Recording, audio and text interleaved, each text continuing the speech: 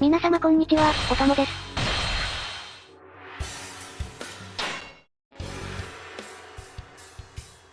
長藩での追撃戦で惜しくも劉備を取り逃がした曹操は一度慶州へと帰還した。長江を擁する慶州には強大な水軍がある。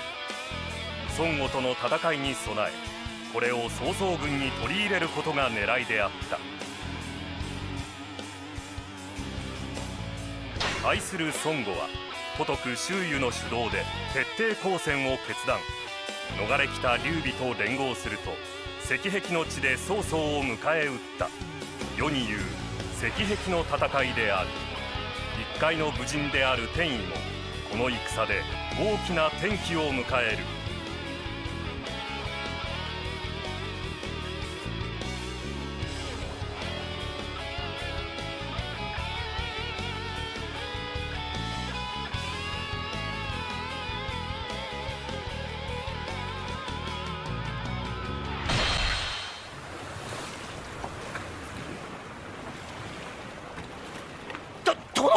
わしにはそんな大役なんて無理でさ。おお、お主はわしの親衛隊は楽な役だと思っておったか。いや、そういうわけじゃ。お主はわしの身を第一に考えて戦っておるのだろう。ならば軍を率い敵を討つこともまたわしを守る道と考えよ。その部を見込んで命じる。アグライ、これよりお主は将として進め。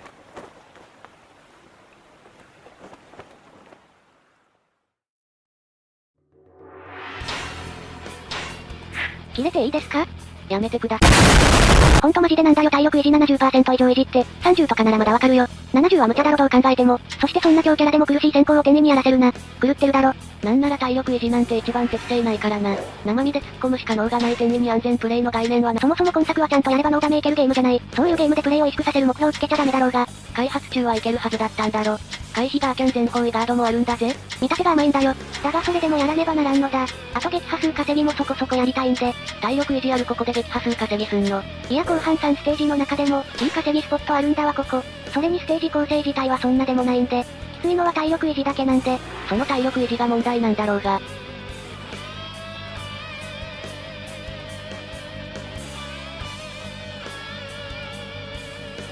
それじゃあ始めるか。天意伝第4章。石壁の戦い。曹操の護衛から前線の指揮官へと、転身を命じられた天意。その武勇で長江の大河を割り、波動の道筋を切り開け。孫悟の武勇など数で飲み込めばよい。狙うは敵総大将孫権。全軍進め。それじゃあ始めよう。まずは東の射撃台制圧。先行で指定されてるやつだな。そうそう。開始5分以内なんで。まあ先にやっとこう。これ味方が誰もやってくれなくてめんどくさいよね。しかしなんなんだろうねこの戦法。こうやっと全然関係ないよな。人がよくわからない。とりあえず船のドラは叩いておきましょう。その方が後半味方の進みがスムーズなんで。そしてここで爆連打 A 砲が生きる。スイスイ快適だぜ。そういや道中の敵軍団はさっきの女性とかスルーしていいの？全部無視してく。蓋をしてると後半時間が足りない。ああ、本当の裏切りからの連艦の警官水もそうだし、10分以内の拠点制圧もそう。とにかく速度が出ないのが天意だからな。上陸地帯で制圧開始。しかしだるいんだよこれ。範囲狭すぎ連攻撃で小分けの2兵倒すのめんどい。ミスがなくてチェーンも大して上がらんし。鈍速だから余計にな。欲張ったらどつかれるぞ。気をつけろよ。制圧はできたんでもうこのまま諸葛亮撃破いきます。だるい。体力維持しながら山盛り取り巻きのハイパーか諸葛亮を倒す。前回も説明したけどほんと諸葛亮無理すぎ。足速すぎ振り速すぎ回避俊敏すぎ風圧弾射程長すぎ。諸葛亮家系やヒット数だけじゃなく、何気に本体性能もやってるからな。そんなとこでくだらん格差を作るな。じゃあやっていくか。体力維持しつつ諸葛亮撃破チャレンジ。当てるべき一過性ランズの回数は3回。じゃあまずは一発目行くぞ。ここだ。よしよし武術感が、まずは3割削れる。終わったら FO で距離を取り番立て立ててをノーガリー攻。敵の本武器前に掴み、そのリトで交差のうちに次を打つ。まずは最初のランズを割り、まだ諸葛亮の体力7割くらいある。急いで距離を取れ。っていうか祭壇内で戦うの？狭くて低くね。狭いし危ないけど、その分密度上がってゲージためやすいんだな。事故ったら一瞬でおじゃんだけど、だらだら長引くよりもがこっちのがいい。次のゲージ溜まった。2発目の乱舞行くぞ。っていうかあれ諸葛亮は全然捉えてないじゃんか。これ乱舞から言うとか。破壊使いで大好きだ。ラントリーとかないですって。ラントリーの意味がねえの。嫌だが鬼が出た。これはラッキー。3発目で終われるかもしれん。とりあえずこの場から脱出。離れたら超攻撃ぶっ放す。だからやめろ危ねえだろ。体力維持あるんだぞ。いじってやれっかよしゲージ溜まった。諸葛亮はどこだいたー。見つけたぞ。これで終わりだ。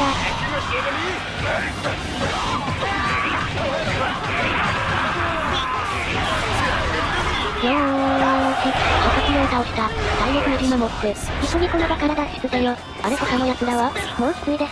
ああ、それに相当の裏切りもあるんで、倒してる時間がない。なるほど。諸葛亮振り抜いたら北東へ移動。周囲や他の連中を倒しつつ、相当の裏切りに備える。これでまず最初の関門を乗り切った。戦況確認。現在開始3分51秒。味方が女性を倒してたな。そんで七が上がってきてる。七の戦意普通。なら大丈夫そうだね。女性七の戦意高いと、後半総攻撃で南下する味方を止められて、鬱陶しい。セーフ。70ってマジ厳しすぎるな。大丈夫と思ってても後々見たら、アウトだったってのが結構あるんで、一応こまめに見といた方がいいです。終わった後の虚脱がきついんで、話を戻してこの辺の連中をしばいていく。東東が裏切り地点の岬に到達するタイミングは日によってまちまち。特攻の詰め将速攻で抜けてく時と、いつまでも手前でうだうだしてる時とある。味方が順調に進んでる時は前者なことが多いかな。詰め所の門さえ開けば、あとはスースー岬まで行く。バチュー倒して警報も倒す。警報どっかで最短兵と一緒に自分の詰め所に入れば、そのまま向こう側の門も開いて、東東が動いてくれるようになる。攻撃力上がってるんで乱舞企画でいけるかな。いやー思って素晴らしいね。一気火星の瞬間火力に磨きがかかる。倒せたんで詰め所に入っていく。これで砲塔が詰め所を抜けられるはずだ。よしよし、向こうの門が開いた。砲塔が走ってなんかしてるな。オケオケ、これで砲塔のアシストは完了。周囲を倒しに行こうか。っていうか先に周囲倒しとかんの？これだと裏切った砲塔と周囲、両方同時に戦わんといけんくね。まあそうなんだけど別にそこまできつくないし、周囲ハイパー化してないから柔らかいし、砲塔のセリフ出て敵になるまで結構ラグがある。案外なんとかなるもんよ。というわけで周囲を片付けていく。一気火星ライブに初必要。副将2人に所属武将もいるし、まあいかんには要注意。そして砲塔が登ってきたな。早めに倒さんと。まあまあそう慌てんな。止められた。ほら言わんこっちゃない。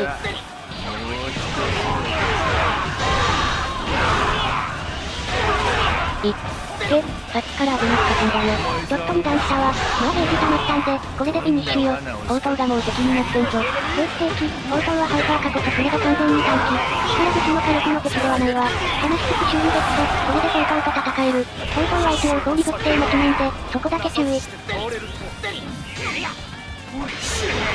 凍った。あとはたっぷり力武器の火力を味わわせてやろう。勝ち持ってよ。力武器で無限分回しラッシュ。いやーいい火力。残りもちょちょいのちょい。お手上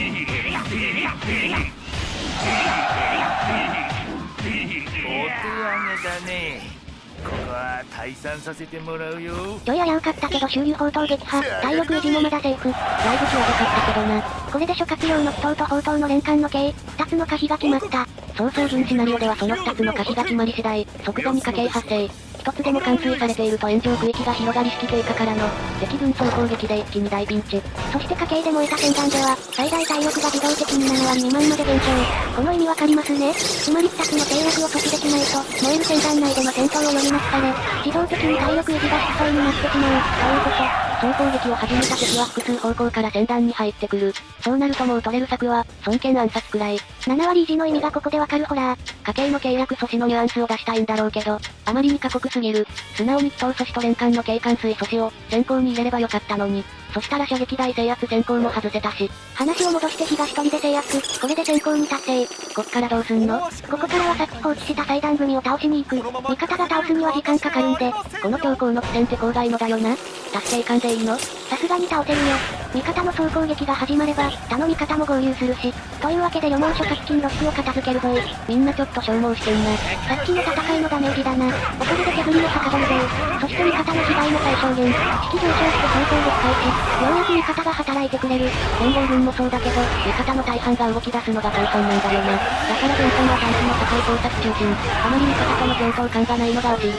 敵に限らずこういうシナリオが強い構成だと、どうやって詰めてくと短期でハッスルになりがち。まあいい、まずは予網をフィニッシュ。さっきのお返しだぜ。あとは諸活金とロシクだな。最後電書も出てうまうまだぜ。仕上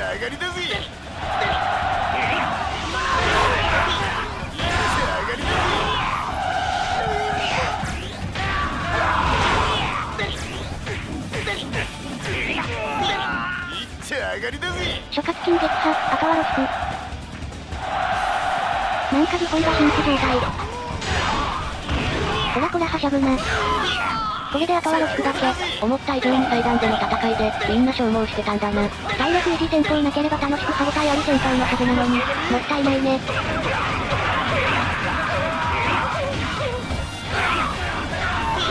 階段の残り物一掃完了。これで敵本陣に攻められる。突っ込む前に見ておこう。現在開始10分7秒。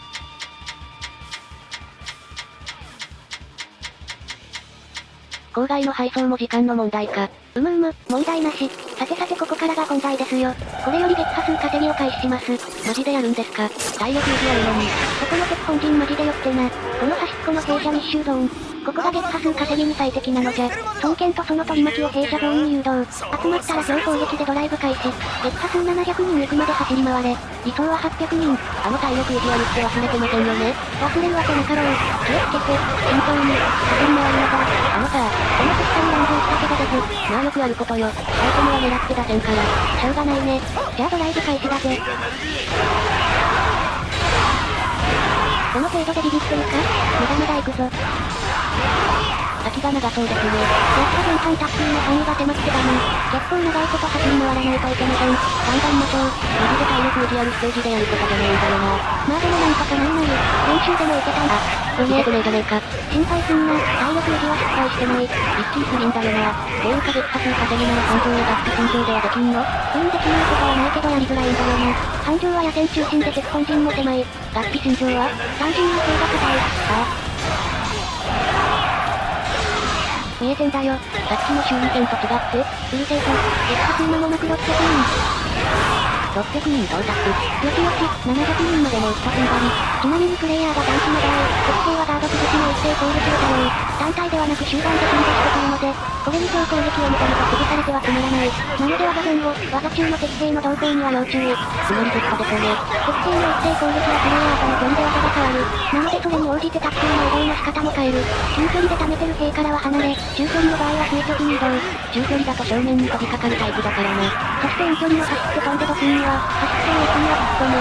飛びそうな、および飛んだやつからは離れる。こんな感じで意識すると、敵中でも強攻撃を通しやすくなります。まあそれでも判断は瞬間瞬間で決めて、かつ瞬間瞬間で切り替える必要がある。一分人間練習して体で覚えるのが早い。まあその苦労に何人耐えられるかって話ではあるがな。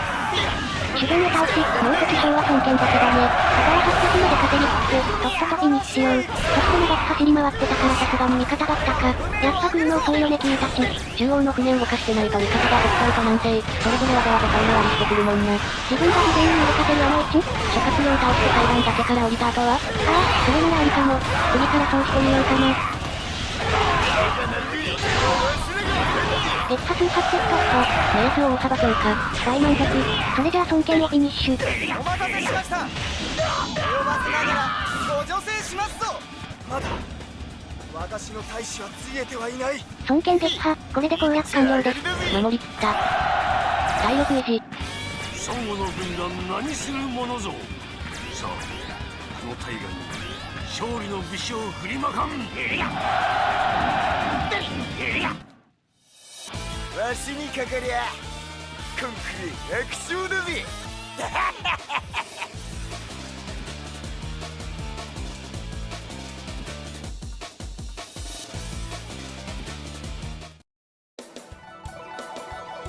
クリアタイムは12分54秒。案外余裕あったのな。そして撃破数808人。素晴らしい。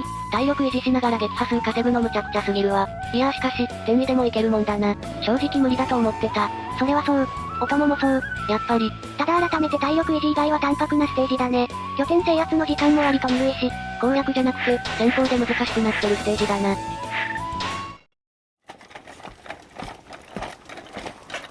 いかがでした？天意殿。いやただ前向かって切り進むってのは意外と心細いもんだな。背中らへんがスースーする感じだぜ。結局劉備も孫権も仕留め損なっちまったしな。